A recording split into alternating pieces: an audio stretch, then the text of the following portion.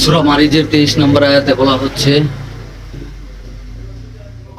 ইন্নাল্লাযীনা হুম আলা সালাতিহিম দায়িমুন, যারা সর্বক্ষণ দায়মুন সালাতে রত হচ্ছে,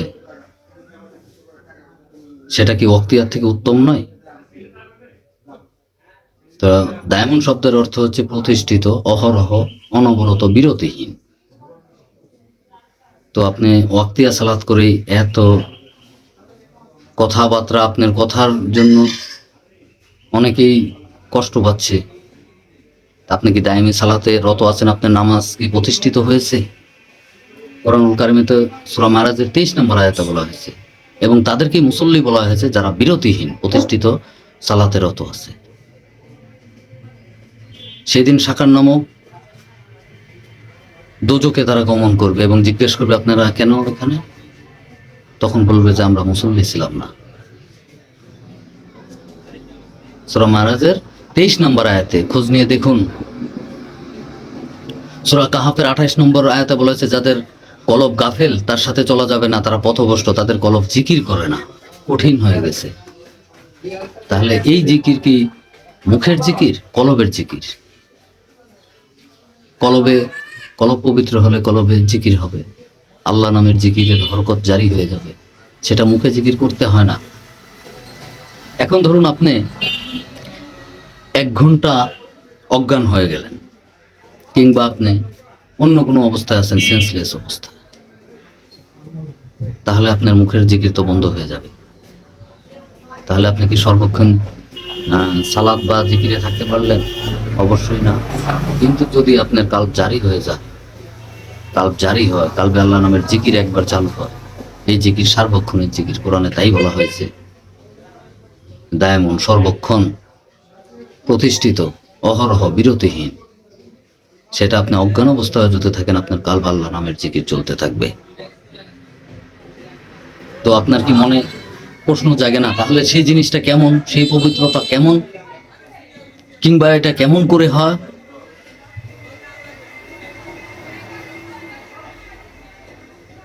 যদি এই ধরনের কৌতূহল জেগে থাকে একজন কামেল পীর ও মুর্শিদ, কামেলে মোকাম্মেল, কামালিয়াতের দরবারে অবশ্যই যান। এবং যেহেতু বলা হয়েছে আত্তাগুলিয়াহিল উসিলাত, একজন উসিলা তালাশ করো, সাদিকিন লোকের সঙ্গী হও, সিরাতুল মুস্তাকিমের পথে চলো, নায়েবে রাসূলের কাছে গিয়ে বায়াত গ্রহণ করে তার কাছ থেকে এই পবিত্রতা অর্জন করুন, এবং দায়ের মুসালাতে রত হন, ইবাদত বন্দেগী করুন। তখন বুঝতে পারবেন মারিফত কি জিনিস, অথবা বাতেন কি জিনিস, বাতেন কি বস্তু। যাদের কৌতূহল রয়েছে তারা একজন দরবারে, খানকা শরীফে যান। এখানে ফেক অনেক বিষয় রয়েছে, আপনাকে সঠিক জায়গায় পৌঁছাইতে হবে। তাহলে অবশ্যই আপনি আপনি আত্মশুদ্ধি করতে পারবেন, আপনার কাউকে জাগ্রত করতে পারবেন, এমন সালাত অর্জন করতে পারবেন। এক যুগে 70,000 লতিফা আপনার সর্বদেহে আল্লাহ আল্লাহ নামের জিকির যার কাজ করবে। তারপরে আপনি ইবাদত বন্দেগী করুন, আপনার উচ্চ মাকাম, উচ্চ অবস্থান হবে। তাই তো বলা হয়েছে, মান আরাফা নাফসাহু ফাকাদ আরাফা রাব্বাহু। আগে নিজেকে নিজে চিনো, তাহলে তুমি তোমার রবকে চিনতে পারবে।